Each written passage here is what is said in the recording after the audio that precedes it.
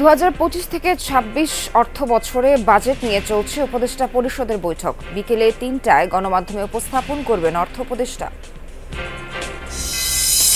GM কাদেরের বাসায় হামলার ঘটনায় বিএনপি ও বৈষম্য বিরোধীদের দুঃখ প্রকাশ। সমস্যার প্রাথমিক নিরসন হয়েছে বললেন সেনা কমান্ডার।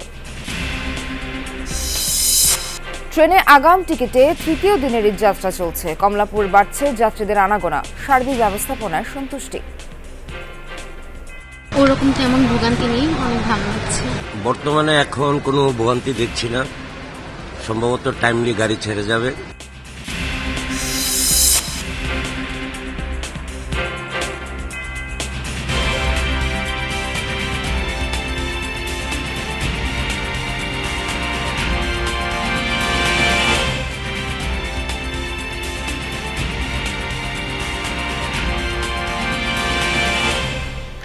স্বাগত সবাইকে, আমন্ত্রণ যমুনা নিউজে।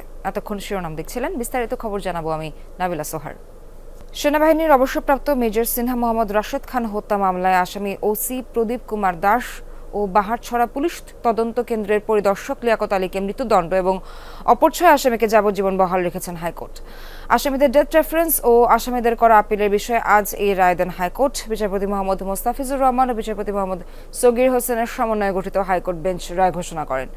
2020 সালের 31 জুলাই রাতে টেকনাফ মেরিন ড্রাইভ সড়কের শামলাপুর চেকপোস্টে পুলিশের গুলিতে নিহত হন মেজর সিনহা মোহাম্মদ রাশেদ খান। আলোচিত এই মামলায় 2022 সালের 31 জানুয়ারি কক্সবাজারের জেলা ও দায়রা জজ আদালত রায় দেন।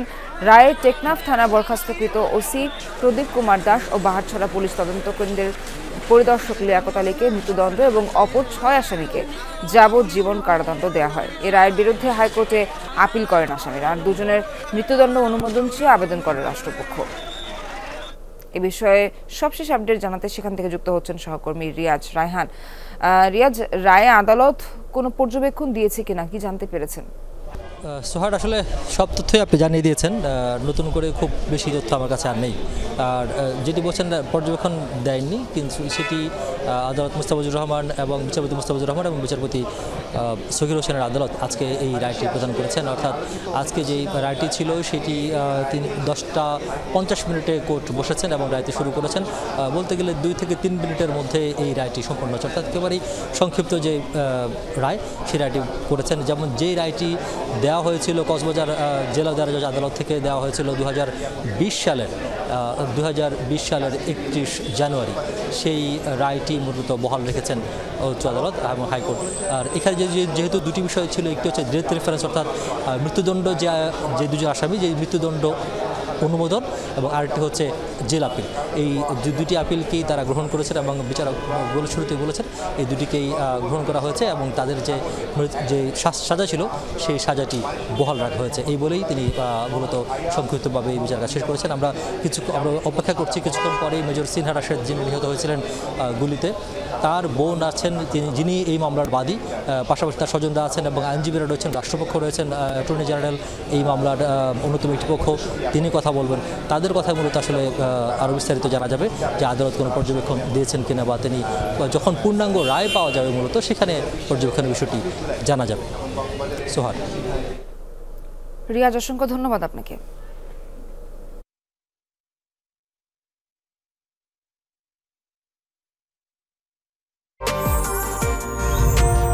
বাংলাদেশের প্রথম 5D AI ইনভার্টার যুক্ত সর্বোচ্চ বিদ্যুৎ সাশ্রয়ী যমুনা এয়ার কন্ডিশনার।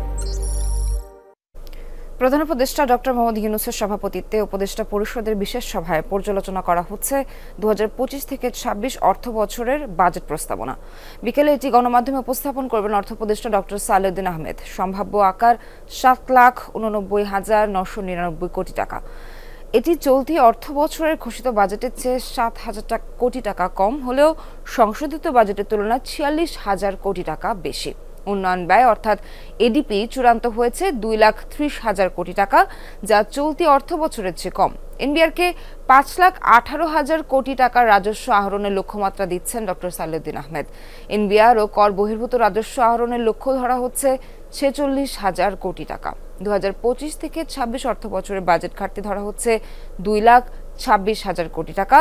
ব্যাংক খাতের পাশাপাশি দেশি বিদেশি উৎস থেকে ঋণ নিয়ে এ ঘাটতি পূরণ করবে অন্তর্বর্তী সরকার। কর ব্যবস্থায় আনা হচ্ছে বড় পরিবর্তন। 2026 থেকে 27 অর্থবছর থেকে কিছুটা বাড়বে ব্যক্তির করমুক্ত আয় সীমা। এক্ষেত্রে নিবন্ধিত জুলাই যোদ্ধারা পাবেন আরও বেশি ছাড়। বাড়তে পারে ইলেকট্রনিক্স যন্ত্র, মোবাইল ফোন সেট, সাবান, শ্যাম্পু, ফ্রিজ, এয়ার কন্ডিশনারের দাম। কমতে পারে অপরিশোধিত তেল, চিনি, টায়ার, টিউব, ব্রেক শু, বাস ও মাইক্রোবাসের দাম। সংস্কার নিয়ে আলোচনায় আজ রাজনৈতিক দলগুলোর সাথে দ্বিতীয় দফায় বৈঠক শুরু করবে জাতীয় ঐকমত্য কমিশন। রাজধানীর ফরেন সার্ভিস একাডেমিতে বিকেলে এই বৈঠকের সূচনা করবেন ঐকমত্য কমিশনের সভাপতি ও প্রধান উপদেষ্টা ডক্টর মোহাম্মদ ইউনূস। এই বৈঠকের মাধ্যমে দ্বিতীয় ধাপের আলোচনা আনুষ্ঠানিকভাবে শুরু হবে। গত 19 মে রাজনৈতিক দলগুলোর সঙ্গে ঐকমত্য কমিশনের প্রথম দফায় আলোচনা শেষ হয়। এর আগে কয়েক দফায় রাজনৈতিক দলগুলোর সঙ্গে বৈঠকে বসেন ডক্টর ইউনূস। গত 24 মে প্রধান উপদেষ্টা বিএনপি, জামায়াতে ইসলামী ও জাতীয় নাগরিক পার্টি এনসিপির প্রতিনিধিদের সঙ্গে বৈঠক করেন। পরের দিন বিভিন্ন রাজনৈতিক দলের সঙ্গে আরও দুটি বৈঠক করেন তিনি।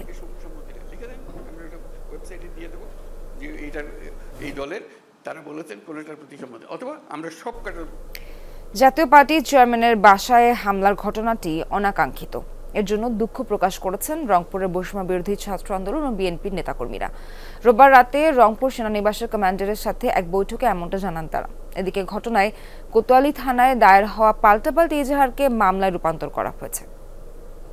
ভাঙচুর করা মব এর মাধ্যমে রংপুর মহানগরীর আর্মি স্টেডিয়ামে সেনা ক্যাম্প, জাতীয় পার্টির চেয়ারম্যানের বাসভবনে হামলার ঘটনায় রোববার রাতে বৈষম্য বিরোধী ছাত্র আন্দোলন ও বিএনপির নেতাদের সাথে 72 পদাতিক ব্রিগেডের কমান্ডার ব্রিগেডিয়ার জেনারেল হুমায়ুন কাইয়ুমের এই বৈঠক। দুটো পার্টি এবং আরো যারা আছে এ সময় হামলায় জড়িত দুই দলের 4 সদস্য উপস্থিত ছিলেন।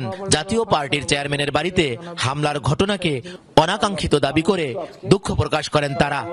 একই সাথে ভবিষ্যতে আইন শৃঙ্খলা স্বাভাবিক রাখতেও যে কোনো পরিস্থিতিতে সহযোগিতার বিষয়টিও আলোচনায় উঠে আসে। সেদিনে যে অনাকাঙ্ক্ষিত যে ঘটনাটি ঘটেছে, এতে আমাদের যারা ভাই ব্রাদার কেউ ইট হাতে নিয়েছিল, গাছের ডাল ভাঙিয়ে হাতে নিয়েছিল, তাদেরকেও আমরা আমাদের অবস্থান থেকে একটু সচেতন করেছি। আমাদের দেশটাকে নতুন করে গড়ার স্বপ্ন দেখে আন্দোলন করেছি। আগামী দিনেও এই রংপুরকে আরও সুন্দরভাবে এগিয়ে নিয়ে যেতে সেই কাজগুলো করব। আমরা আমাদের দুজন কর্মীকে সাথে নিয়ে এবং বৈষম্য বিরোধী ছাত্রদের 5-6 জন যারা সম্পৃক্ত ছিল তাদেরকে সাথে নিয়ে আজকে এই আমাদের ব্রিগেডিয়ার হুমায়ুন সাহেব আমাদেরকে চায়ের আমন্ত্রণ জানিয়েছিল। আমরা তাদেরকে নিয়ে এসে ওনার সাথে একটা আলোচনা হলো সেই সমস্যাটার সমাধান হয়েছে। এই দুঃখ প্রকাশের মাধ্যমে জিএম কাদেরের বাড়িতে হামলার পরিস্থিতির প্রাথমিক নিরসন হয়েছে বলে মনে করেন ব্রিগেডিয়ার জেনারেল হুমায়ুন কাইয়ুম। যারা দোষী তাদেরকে চিহ্নিত করার জন্য আমরা হেল্প প্রয়োজন ছিল এবং আজকে খুব সানন্দে এই দুটো দলের যারা কর্ণধার তারা এসছেন, এসে তাদেরকে নিয়েও এসছেন এবং তারা বুঝতে পেরেছে যে তারা কাজটা ভালো করেনি। অ্যাকচুয়ালি অনেকের ইচ্ছাও ছিল না, আবেগবশত করেছে। তারা বলেছে আজকে কথা দিয়ে গেছে, দে হ্যাভ ফেল্ট সরি। তারা বলেছে যে ভবিষ্যতে এই কাজ শুধু রংপুরে কেন, ইনশাল্লাহ বাংলাদেশেরও কোথাও হবে না এই দুটো দলের মাধ্যমে অন্তত। শনিবার মধ্যরাতে নগরীর পায়রা চত্বরে সেনা জেরার মুখে পড়েন বিএনপি এবং বৈষম্য বিরোধী ছাত্র আন্দোলনের স্থানীয় শীর্ষ নেতারা। সে সময় হঠাৎই উপস্থিত হন এনসিপির উত্তরাঞ্চলীয় মুখ্য সংগঠক সার্জিস আলম। গেল 29 মে জিএম কাদেরের বাড়িতে হামলার ঘটনায় পাল্টাপাল্টি মামলা হয়েছে মহানগর কোতোয়ালি থানায়। সরকার মাঝারুল মান্নান, যমুনা নিউজ, রংপুর। সেনাবাহিনীর অবসরপ্রাপ্ত মেজর সিনহা মোহাম্মদ রাশিদ খান হত্যা মামলায় ওসি প্রদীপ মৃত্যুদণ্ড সহ 7 আসামির সাজা বহাল রেখেছেন হাইকোর্ট। এই বিষয়ে ব্রিফিং চলছে, সরাসরি যাচ্ছে সেখানে। পরিবারের জন্য না, আমাদের দেশের মানুষও যারা ন্যায় বিচার প্রেমী তারা অপেক্ষা করছিল আজকের এই রায়ের জন্য। আমি কৃতজ্ঞতা জানাই মহান সৃষ্টিকর্তা আল্লাহ রাব্বুল আলামিনকে। অতঃপর আমি কৃতজ্ঞতা জানাই সবাইকে, দেশের আপামর জনগণ যারা আমাদেরকে সাহায্য করেছেন, মনোবল জুগিয়েছেন, সবসময় আমাদের খোঁজ খবর নিচ্ছেন। মিডিয়া আপনারাও সবসময় খুবই অ্যাক্টিভ থেকেছেন। আমাদের রাওয়ার বর্তমান চেয়ারম্যান স্যার যিনি আমাদের আব্দুল হক স্যার, উনিও কিন্তু এই প্রসেসটাতে প্রথম থেকেই কিন্তু ওনার ইনভলভমেন্ট রয়েছে এবং উনি আমাদেরকে অনেক সহযোগিতা করেছেন। আমি সেনাপ্রধান ওয়াকারুজ্জামান স্যারকে ব্যক্তিগতভাবে আমরা ওনার কাছে গিয়েছিলাম, উনি সবসময় আমাদেরকে মনোবল জুগিয়েছে, আমাদেরকে যেভাবে সমর্থন করা দরকার ছিল করেছেন, আমাদেরকে এই পরিবারটাকে সমর্থন করেছেন উনি, এবং ওনাকে আমি ধন্যবাদ জানাই। আমি সব বিজ্ঞ লয়ার যারা আমাদের পক্ষে আদালতে লড়াই করেছেন প্রত্যেককে আমি সবার নাম তো বলতে পারবো না, নাম আমার মুখস্থ নেই, প্রত্যেককে আমি এবং আমার পরিবারের পক্ষ থেকে ধন্যবাদ জানাই। মাহমুদ ভাই আছেন, উনি প্রথম থেকে আমাদের সাথে ছিলেন, ওনাকে ধন্যবাদ জানাই। যে আমাদের ব্যারিস্টার সারোয়ার স্যার, ওনাকে ধন্যবাদ জানাই। আসলে নামগুলো তো আমি সব বলতে পারবো না, আমার ভাই এবং তার কোর্সমেট যারা আছে, শাহানুর ভাই, সাইদ ভাই, সবার নাম আমি এখানে বলতে পারবো না, মহসিন ভাই, প্রত্যেককে অন্তরের অন্তঃস্থল থেকে আমরা ধন্যবাদ জানাই। আজকের রায়টা তো কোনো একক বিষয় না, সবার সম্মিলিত প্রচেষ্টা, সবার দোয়া এবং আল্লাহর অশেষ করুণা মেহেরবানির জন্যই হয়তো আমরা এই রায়টা বহাল রয়েছে, যেটা একটা সত্যের একটা জয় বলবো আমি। কিন্তু আমরা এখনও অপেক্ষা করছি এর পরবর্তী ধাপের জন্য। যখন পরবর্তী ধাপটা সম্পূর্ণ হবে এবং যেদিন রায়টা কার্যকর হবে এই রায়টা, সেদিন আমরা বলবো যে আমরা সম্পূর্ণভাবে সন্তুষ্ট। আপু, একটা বিষয় সেটা হলো যে নিম্ন আদালত খালাস দিয়েছিল সাতজনকে, আপনারা একটা আপিল করেছিলেন, সে বিষয়ে হাইকোর্ট কোনো হস্তক্ষেপ করেনি। এতে কি আপনাদের কোনো অসন্তুষ্টি আছে অথবা কোনো মনের কষ্টের কারণ আছে? আসলে দেখুন, এখন বিজ্ঞ আদালতের উপর আমাদের পুরো ভরসা রয়েছে। যেহেতু আমরা আপিল করেছি, খুবই স্বাভাবিকভাবে আমরা তো আপিল করবই, তাই না? আমরা আপিল করবেন, আসামি পক্ষে যারা আছে তারা আপিল করবেন, এটা তো স্বাভাবিক একটা প্রক্রিয়া। কিন্তু আমাদের চেয়ে নিশ্চয়ই বিজ্ঞ আদালতের ওনারা অনেক সব কিছু যাচাই বাছাই করেই তো রায়টা দিয়েছেন। তো সেই ক্ষেত্রে আসলে আমরা কোনো অসন্তুষ্টি সেটা বলবো না। যেই রায়টা হয়েছে আজকে, এই রায়টা নিয়ে আমরা সন্তুষ্ট আছি, কিন্তু আমরা এক্সিকিউশনের জন্য ওয়েট করব। আমরা চাইব দ্রুত অ্যাপিলেট ডিভিশনে যেন নিষ্পত্তি হয় যত দ্রুত সম্ভব। কারণ যদি আপনারা দেখেন 31শে জুলাই 2020 থেকে আজকে 2রা জুন 2025, 1766 দিন পার হয়েছে। সহজ বিষয় নয়, কিন্তু এখনও কিন্তু এক্সিকিউশন হয়নি জিনিসটা। যেদিন এক্সিকিউশন ট্রেনে আগাম টিকিটে তৃতীয় দিনের ঈদযাত্রা চলছে। সকাল থেকে কমলাপুর রেলওয়ে স্টেশনে ছিল ঘরমুখো মানুষের পদচারণা। নির্দিষ্ট সময়ে গন্তব্যের উদ্দেশ্যে ছেড়ে যাচ্ছে ট্রেন, তাই ভোগান্তি ছিল না যাত্রীদের। এবারও শতভাগ টিকিট অনলাইনে হওয়ায় স্বস্তিতে শেকড়ের টানে ঘরে ফিরছে মানুষ। আছে কড়া নিরাপত্তা ব্যবস্থা, টিকিট ছাড়া কাউকেই প্রবেশ করতে দেওয়া হচ্ছে না ট্রেনে। এদিকে ফিরতি টিকিটটিও বিক্রি শুরু হয়েছে। আজ পাওয়া যাচ্ছে আগামী 12 জুনের ফিরতি টিকিট। সকাল 8টায় পশ্চিমাঞ্চলের ট্রেনের টিকিট এবং দুপুর 2টা থেকে পাওয়া যাবে পূর্বাঞ্চলের টিকিট। ওরকম তেমন ভোগান্তি নেই, অনেক ভালো লাগছে। বর্তমানে এখন কোনো ভোগান্তি দেখছি না, সম্ভবত টাইমলি গাড়ি ছেড়ে যাবে, আমাদের যাত্রা ভালোই হচ্ছে। বাড়িতে যাচ্ছি ছেলে মেয়ে নিয়ে, বাড়িতে যাচ্ছি করার জন্য অনেক ভালো লাগতেছে। টানা বৃষ্টির কারণে প্লাবন পরিস্থিতির কোনো উন্নতি হয়নি শেরপুর ও ব্রাহ্মণবাড়িয়ায়। কয়েকদিনের টানা বৃষ্টি ও উজান থেকে নেমে আসা পাহাড়ি ঢলে শেরপুর নিম্নাঞ্চলে পানি কিছুটা বেড়েছে। ঝিনাইগাতি সদরের কালীনগর পাগলার মুখ এলাকায় দেখা দিয়েছে জলাবদ্ধতা। এদিকে কাঁচা ধান নিয়ে বিপাকে পড়েছেন কৃষকরা। পানি থাকায় ধান শুকাতে পারছে না তারা। উজানের পানি বাড়লে বন্যার শঙ্কাও করছেন এলাকাবাসী। বৃষ্টি হচ্ছে ব্রাহ্মণবাড়িয়ার আখাউড়াতেও। এখানেও তলিয়ে আছে দক্ষিণ ইউনিয়ন, মোগরা সহ 3টি ইউনিয়নের নিম্নাঞ্চল। পানিবন্দী হয়ে পড়েছেন হাজারো মানুষ। তলিয়ে আছে ফসলের ক্ষেত, ভেসে গেছে পুকুরের মাছ। বৃষ্টি আর ঢল অব্যাহত থাকলে হাওড়া নদীর বাঁধ ভাঙার শঙ্কায় আতঙ্কিত স্থানীয়রা। ভারী বৃষ্টির কারণে বান্দরবানের নায়কংছড়ি ও লামা আলী কদমের কিছু সড়ক পানিতে তলিয়ে আছে। তবে রুমা ও থানচি সড়কে পড়ে থাকা গাছ কেটে যোগাযোগ সচল করেছে সেনাবাহিনী ও ফায়ার সার্ভিসের কর্মীরা। জেলা প্রশাসনের পক্ষ থেকে পাহাড়ে ঝুঁকিপূর্ণ বসবাসকারীদের নিরাপদে সরে যেতে বলা হয়েছে। খোলা হয়েছে 220টি আশ্রয় কেন্দ্র। রাঙ্গামাটিতেও বাঘাইছড়ি, জোড়াছড়ি ও বিলাইছড়ি নিম্নাঞ্চলে পানি বাড়ছে। এখনও আশ্রয় কেন্দ্রে অবস্থান নিচ্ছেন কেউ কেউ। খাগড়াছড়িতে পাহাড়ের মাটি ধসের ঘটনা ঘটলেও সড়কে ক্ষয়ক্ষতি হয়নি। এছাড়া ভারী বৃষ্টি না হওয়ায় বন্দরনগরীর বিভিন্ন সড়ক থেকে নেমে গেছে পানি। কোরবানির বাকি আর মাত্র কিছুদিন, তাই জমে উঠেছে দেশের বিভিন্ন স্থানের পশুর হাট। হাটে এবার গরু সরবরাহ রয়েছে পর্যাপ্ত, তবে দাম নিয়ে ক্রেতা এবং বিক্রেতাদের মধ্যে রয়েছে মিশ্র প্রতিক্রিয়া। সাধ্যের মধ্যে পছন্দের গরুটি বেছে নিচ্ছেন ক্রেতারা। বিক্রেতারা বলছেন বাজারে মাঝারি আকারের গরুর চাহিদাই বেশি। মেহেরপুরের ঐতিহ্যবাহী বামুন্দি নিশিপুর হাট। শতবর্ষী এই হাটে প্রতিদিন 1000-5 পশুর জায়গা হয়। বরাবরের মতো এবারও মাঝারি আকারের গরুর চাহিদাই বেশি, তবে কাঙ্ক্ষিত বেচাকেনা শুরু হয়নি এখনো। ক্রেতা আসছেন, ঘুরছেন, কেউ কেউ পছন্দ করলেও দাম নিয়ে কিছুটা অস্বস্তির অভিযোগ করছেন ক্রেতারা। গত ঈদের থেকে এবারে একটু বেচাকেনা একটু কম হচ্ছে গরুর দামের কারণে। খাদ্য খাবারের সব জিনিসের দাম বেশি, সেই অনুযায়ী গরুর বাজার কম। গত বছর থেকে তুলনামূলক দাম প্রায় বেশি। গরু আমাদের পছন্দ হয়েছে কিন্তু দামে বেশি বলতে। চুয়াডাঙ্গার আমলডাঙ্গা পশুর হাট। সরবরাহ বেশি থাকায় হাট ছড়িয়ে গরুর ঠাঁই হয়েছে মহাসড়কে, তবে পশুর চেয়ে ক্রেতার সংখ্যা কম থাকায় দাম পড়ে যাওয়ার দুশ্চিন্তায় ব্যাপারীরা। এরই মধ্যে জেলার প্রায় 3.5 লাখ গরু পাঠানো হয়েছে দেশের বিভিন্ন হাটে। যে পরিমাণ গরু আসছে সেই হিসাবে মানুষের যে খরিদ্দার হাটে থাকা কথা সেই পরিমাণ নেই। আমরা ধারণা করছি 50% গরু বেচা বিক্রি হতেও পারে, নাও পারে। আমি আশায় আছি হয়তোবা কিছু লাভ হলে আমি গরু ছেড়ে দেবো। যারা গরু কিনতে এসেছে তারা তাদের হিসাবের বা তাদের যে বাজেটের ঊর্ধ্বে হয়ে যাচ্ছে।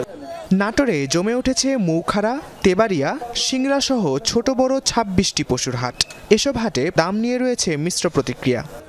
আমি লেখে লোক নাই, নেতারা বড় বড় সব লোকজন সব পালা আছে, গরু কিনবি কারা। 1,90,000 দাম চাচ্ছি, 1,50,000 বলতেছে। এবার গরুর দামটা একটু বেশি, ক্রেতা কিন্তু আপনি সেই ন্যায্য মূল্যে গরু পাচ্ছে না। হাসিল নেওয়া হচ্ছে 600 টাকা, যা ক্রয় করছে এবং যে বিক্রয় করছে তার 120 টাকা, এবং সরকারি রেটে আমরা হাসিল নিচ্ছি। দেশের প্রায় প্রতিটি পশুর হাটেই তাৎক্ষণিক স্বাস্থ্যসেবা দিতে প্রস্তুত ভেটেরিনারি চিকিৎসক। এছাড়াও প্রয়োজনীয় পরামর্শ এবং তদারকির দায়িত্ব পালন করছেন স্থানীয় প্রাণী সম্পদ কর্মকর্তারা। এই বামন্দির গরুর হাটে যে সমস্ত গরু এবং ছাগল, ভেড়া যদি অসুস্থ হয়, আমরা এখানে সম্পূর্ণ বিনামূল্যে চিকিৎসা সেবা নিশ্চিত করতেছি। ভেটেরিনারি মেডিকেল টিম কাজ হচ্ছে যে পশুগুলি যদি কোনো কারণে অসুস্থ হয়ে পড়ে বা প্রাথমিক চিকিৎসার প্রয়োজন হয় বা কোনো গরু প্রেগনেন্ট কিনা। চুয়াডাঙ্গা জেলায় গবাদি পশুর চাহিদা 1,24,000, সেই হিসাবে আমাদের এই চুয়াডাঙ্গা জেলাতে 74,000 গবাদি পশু উদ্বৃত্ত থাকবে, যেটা দেশের অন্যান্য জায়গাতে সরবরাহ করা হবে। ঈদের আগে পশু বিক্রি করে ঘরে ফিরতে চান বিক্রেতারা। ক্রেতারাও ঘুরছেন সাধ্যের মধ্যে পছন্দের পশুটি বেছে নিতে।